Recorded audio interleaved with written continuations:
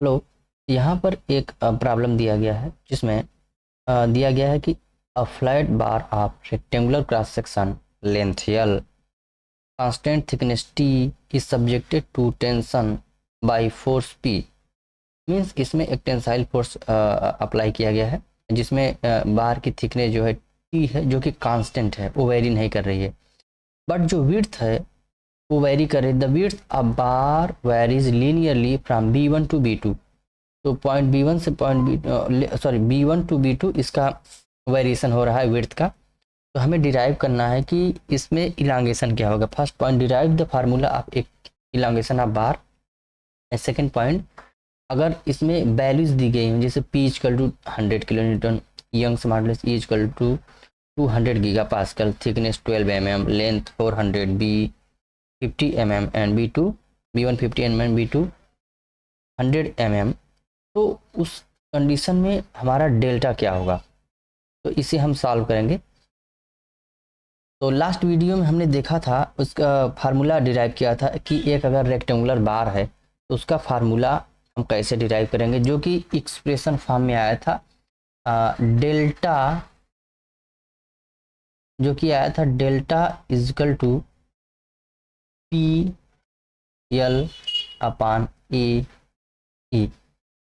तो यह एक जनरलाइज फॉर्म नहीं है। जनरलाइज फॉर्म हमने एक और डिराइव किया था जो कि था डेल्टा इजकल टू, यहाँ पे इंटीग्रल था 0 to L P x dot D x divided by E x और ई एक्स, ठीक है। तो ये हमारा जनरलाइज फॉर्म था जो कि हर एक प्रॉब्लम के लिए वैलिड हो सकता है। इसमें क्रॉस सेक्शन एरिया चेंज होगी तब भी ये वैलिड होगा, यंग्स मॉडुलस चेंज हो रहा है एक्स के साथ तब भी होगा वैलिड, और लोड भी अगर एक्स के साथ चेंज हो रहा है तब भी। तो ये जनरलाइज फॉर्म है। तो हम इसी फार्मूले का यूज करेंगे इस प्रॉब्लम को सॉल्व करने के लिए, इसका यूज हम नहीं करेंगे। तो इस प्रॉब्लम को सॉल्व करने के लिए सबसे पहले हमें फाइंड करना होगा कि पी एक्स क्या है। हमारा जो वैल्यू पी एक्स है वह चेंज नहीं हो रहा है, वो दिया गया है कि कांस्टेंट पी एक्स पी के बराबर होगा, पहला पॉइंट। सेकेंड पॉइंट क्या है कि हमारा ई एक्स क्या होगा, ई एक्स यंग्स मॉडुलस एक्स कोई चेंज हो रहा है क्या, नहीं, वो दिया गया है ई कांस्टेंट है। थर्ड पॉइंट ए एक्स क्या होगा, ए एक्स, हाँ ये इंपॉर्टेंट है, ई एक्स क्या होगा। यहाँ पर आप देख पा रहे हैं कि अगर इस हम क्रॉस सेक्शन को लेते हैं फर्स्ट, तो यहाँ पर क्रॉस सेक्शन कुछ है B one time T one, B one time T, लेकिन यहाँ पर cross section B two time T thickness, तो ये क्रॉस सेक्शन चेंज हो रहा है, इसका मतलब एरिया वेरिएबल है। तो हमें एरिया को फाइंड करने के लिए हमें क्या करना होगा कि हम लेंगे एक सेक्शन एट डिस्टेंस एक्स पर।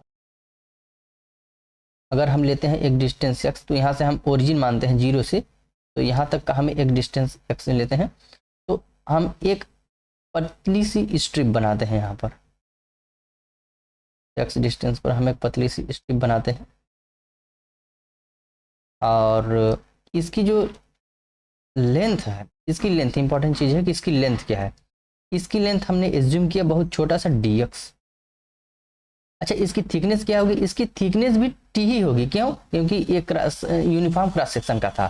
तो इस कंडीशन में इसकी एरिया क्या हो जाएगा, इसकी एरिया हो जाएगी ये area A X equal to, sorry अभी हमें एरिया नहीं मिल सकता, क्यों, क्योंकि हमें इसकी लेंथ हमें नहीं पता है। हमें इसकी थिकनेस तो पता है बट इसकी लेंथ हमें नहीं पता है, ये कितना बड़ा होगा। जैसे यहाँ का लेंथ तो हमें बी वन पता है, यहाँ का लेंथ बी टू पता है, लेकिन यहाँ का लेंथ क्या होगा। तो सपोज करिए यहाँ का लेंथ हमें बी एक्स है, यहाँ का लेंथ हमें बी एक्स है, इसकी थिकनेस डी एक्स है वो अलग बात है, बट इसकी लेंथ बी एक्स है। तो एरिया को फाइंड करने के लिए हमें इस तरह से लिखेंगे बी एक्स टाइम्स टी। अब हमें बी एक्स क्या होगा, इसकी वैल्यू तो नोन है, बट इसकी वैल्यू क्या होगी। बी एक्स को निकालने के लिए हम यूज करेंगे सिमिलर ट्रायंगल फार्मूला। तो अगर हम एक लाइन ड्रा करते हैं, या नेक्स्ट फिगर में मैं बनाता हूँ। तो हमने एक नया फिगर ड्रा किया है, कन्फ्यूजन ना हो। तो यहाँ पर हमने जो सेक्शन हमने लिया था यहाँ पर, उसको हमने ABCD पॉइंट्स दिखाया है, और इसमें B1 और B2 इसके विड्थ हैं। तो इस कंडीशन में ये जो वैल्यू होगी ABCD मतलब A to D, इसकी लेंथ क्या होगी? क्योंकि यही तो हमें BX है, टोटल लेंथ थी तो BX थी। तो हमें फाइंड करने के लिए हम सिमिलर ट्रायंगल का यूज करेंगे। आप देख रहे हैं कि ये ट्रायंगल यहाँ से यहाँ तक, और सेकेंड ट्रायंगल यहाँ से यहाँ तक, ये दोनों सिमिलर हैं। तो इसकी लेंथ क्या होगी? हाँ, इसकी लेंथ जो होगी, ये पूरे लेंथ B2 में से अगर हम B1 घटा देते हैं, B2 में से B1 को सब्ट्रैक्ट करते हैं और उसका आधा कर दें, तो हमारा क्या ये लेंथ आ जाएगा क्या? जैसे ये पूरा है, पूरे में से अगर हम ये पार्ट निकाल दें तो ये और ये बचेगा, इसका भी अगर दोनों का आधा कर दें तो हमारा ये बच जाएगा। तो हमारी ये लेंथ आ गई B2 minus B1 divided by 2। Now तो हम सिमिलर ट्रायंगल से लिखेंगे ये लेंथ डिवाइडेड बाई ये पूरी लेंथ। अब पूरी लेंथ हमारा L था, तो हम लिखेंगे B2 minus B1 divided by L similar triangle से इजकल टू, अब ये लेंथ AB डिवाइडेड बाई ये लेंथ कितनी होगी? यही तो है ये लेंथ x, क्योंकि हम x डिस्टेंस पर एक सेक्शन लिए थे x। इस कंडीशन में AB की वैल्यू क्या होगी? AB की वैल्यू होगी V2 minus B1 divided by L multiplied by x। ना ये तो वैल्यू AB की है, लेकिन हमें फाइंड करना है A टू D डिस्टेंस क्या हो, क्योंकि A टू D डिस्टेंस ही हमारा BX है। तो हमारा ऑब्जेक्टिव है BX को फाइंड करना। तो BX की जो वैल्यू होगी वो होगी BX is equal to 2AB plus BC। लेकिन 2AB हमने क्यों रखा? क्योंकि AB और CD ये दोनों वैल्यू सेम है, तो हमने 2 टाइम्स रख लिया, अब प्लस BC। लेकिन अब वैल्यू पुट करते हैं 2AB। AB की वैल्यू कितनी है? AB की वैल्यू हमने निकाल लिया है यहाँ से, ये वैल्यू है B2 minus B1 divided by L times से x, प्लस BC की वैल्यू कितनी है? BC की वैल्यू दिया है B1, यहाँ से B1। तो हम इसको सॉल्व करते हैं, तो हमें BX की वैल्यू आती है B1 प्लस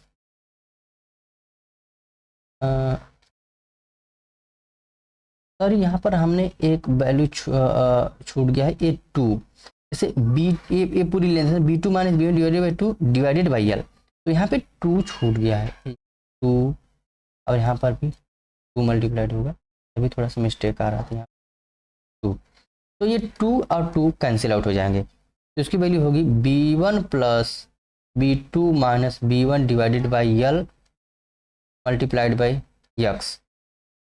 ये हमारा हुआ length B1, sorry BX।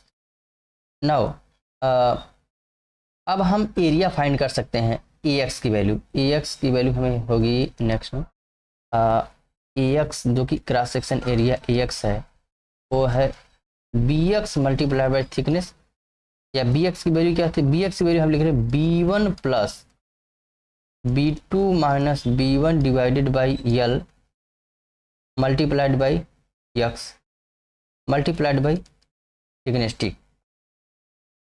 Now हमने तो फाइंड कर लिया। नाउ अब हमें इस वैल्यूज को पुट करना है इस इक्वेशन में, delta equal to 0 to L PX DX divided by EX AX। तो डेल्टा की वैल्यू होगी delta equal to integral 0 to L, क्योंकि लेंथ 0 से L तक वेरी कर रही है, P की value P into DX। DX क्या है? DX यही जो स्ट्रिप थी उसकी थिकनेस L है, DX सॉरी थिकनेस DX है, strip P into DX divided AX की वैल्यू हमने फाइंड किया है यहाँ से B1 plus B2 minus B1 divided by L multiplied by x multiplied by T। ये हमारा हुआ P DX A into E। इसमें यंग स्मॉलर्स का भी मल्टीप्लाई करेंगे हम, ठीक। नाउ जो भी वैल्यूज कांस्टेंट है, जैसे p कांस्टेंट है, t कांस्टेंट है, e कांस्टेंट है, उसे हम इंटीग्रेशन से बाहर निकालेंगे। तो हम इसको इस तरफ सॉल्व करते हैं। Delta is equal to p divided by e into T, integration 0 to L dx divided by b1 plus b2 minus b1 divided by L multiply bye.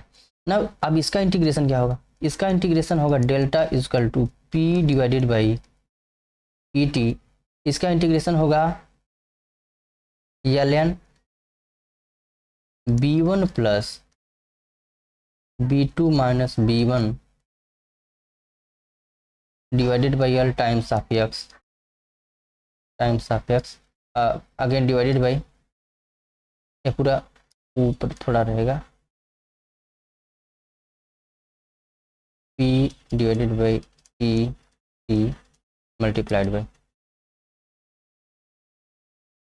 इस तरफ डिवाइडेड बाई, हाँ इसका डिफ्रेंसिएशन करेंगे क्योंकि इसका इंटीग्रेशन क्या होता है, dx divided by x, integration dx divided by x का फंक्शन है, ये नीचे वाला टर्म x का फंक्शन है, तो इसका इंटीग्रेशन होगा ln b1 plus b2 minus b1 divided by L times x divided by, हाँ इसका इंटीग्रल का इंटीग्रल इस प्रकार होगा कि इसका नीचे का जो पार्ट होगा या जो x का फंक्शन होगा उसका डिफ्रेंसिएशन किया जाता है, लेकिन उसका डिफ्रेंसिएशन को नीचे लिखा जाता है, उसका डिफ्रेंसिएशन b का डिफ्रेंसिएशन 0 होगा।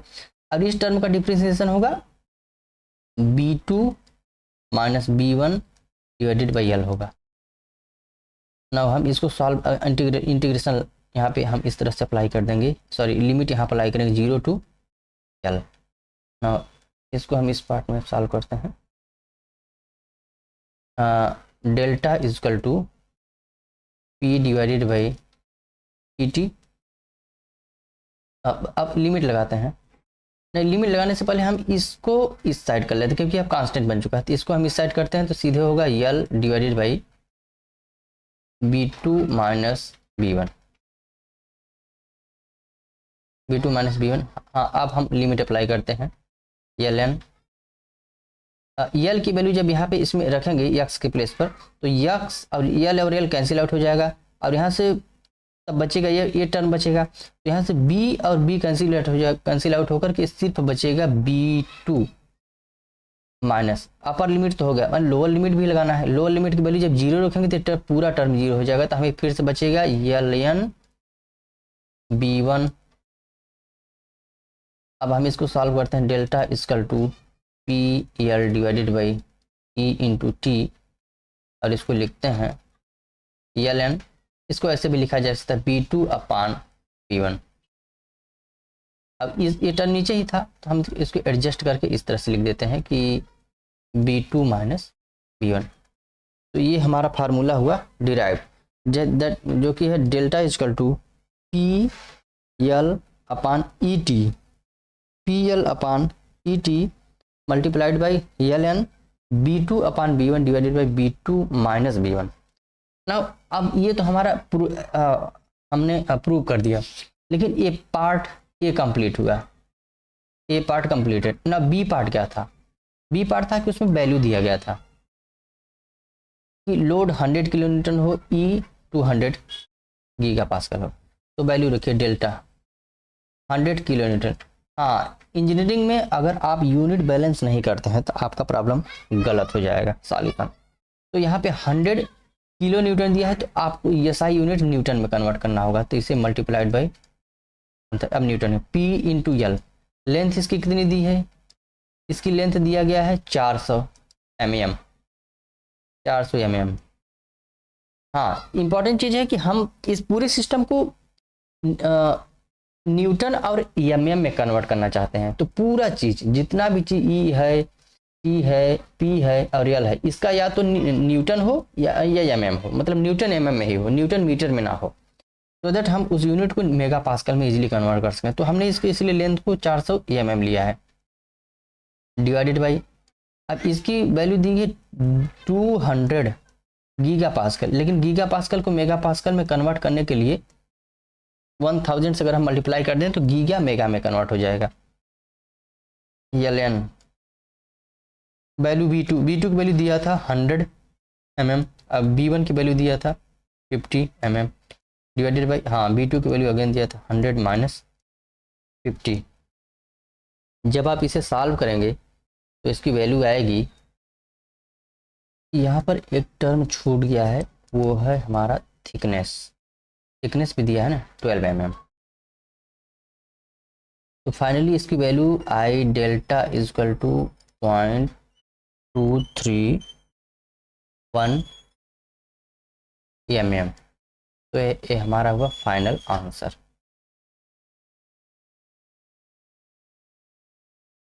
तो थैंक यू सो मच।